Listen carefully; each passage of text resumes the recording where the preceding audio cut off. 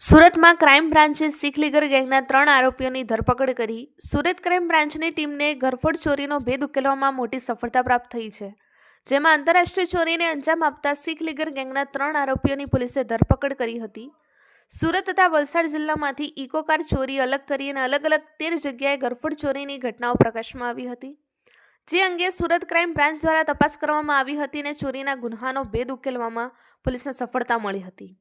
Crime બ્રાન્ચની ટીમે શીખ લીગર ગેંગના 3 આરોપીને મહારાષ્ટ્રના થાણે ખાતેથી ઝડપી લીધા હતા અને પોલીસે આરોપીઓ પાસેથી 3 ચાંદીની પાયલ, 3 ચાંદીના સિક્કા, 4 મોબાઈલ ફોન તથા ચોરી કરવાના સાધનો સહિત કુલ ₹66,968નો મુદ્દામાલ કબજે કર્યો હતો.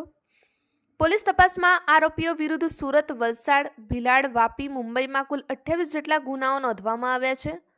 આ આરોપીઓમાં સતવીરસિંહ તથા અનિલસિંહ બંને શાળાઓ બનાવી છે અને સતવીરસિંહ પાસે પૈસા ન હોવાથી મહારાષ્ટ્રના થાણે ખાતે રહેતા હતા. તેના શાળા અનિલસિંહને સુરત બોલાવ્યો હતો અને અનિલસિંહ સાથે કામ કરતા મોહનસિંહને પણ સુરત બોલાવવામાં આવ્યો હતો અને આરોપીએ ભેગા મળીને ચોક બજાર વિસ્તારમાંથી ઇકો કાર ચોરી કરી હતી. સુરત, વલસાડ સહિતના જિલ્લાઓમાં ઘરફોડ ચોરીને અંજામ આપ્યો હતો. વધુમાં જ્યારે પોલીસની ગોશ વધતા આરોપીઓ કાર જે તે જગ્યા પર છોડીને ફરાર થઈ જતા હતા.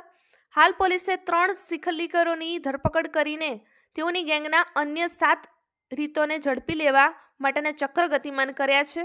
રિપોર્ટર સુનિલ ગાંજાવાલા, સુરત.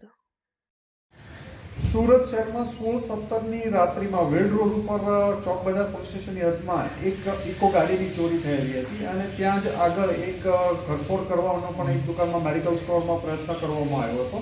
ત્યારબાદ પોલીસને માહિતી મેળવતા બીજે દિવસે આ ઇકો ટ્રેક કરતા સુરત શહેરમાંથી બહાર નીકળી ગયેલી હતી અને વલસાડમાં વેરીફાઈ કરતા વલસાડ, વાપી, ભિલાડ, વલસાડ રૂરલ અલગ અલગ જગ્યાએ 14 જગ્યાએ ઘરફોડ ચોરીના, દુકાનોમાં ચોરીના પ્રયત્નો કરવામાં આવ્યા હતા અને અમુક જગ્યાએથી એમને મુદ્દામાલ પણ થોડો ઘણો મળી આવ્યો હતો.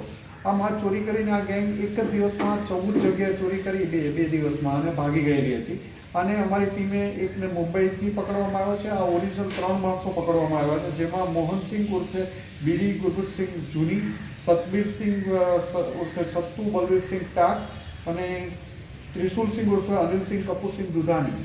એમાં જે સતવીર અને ત્રિશુલ શાળા બનાવી થાય છે. આ બધા જે ઓરિજિનલ જલગાંવ મહારાષ્ટ્રના રહેવાસી છે.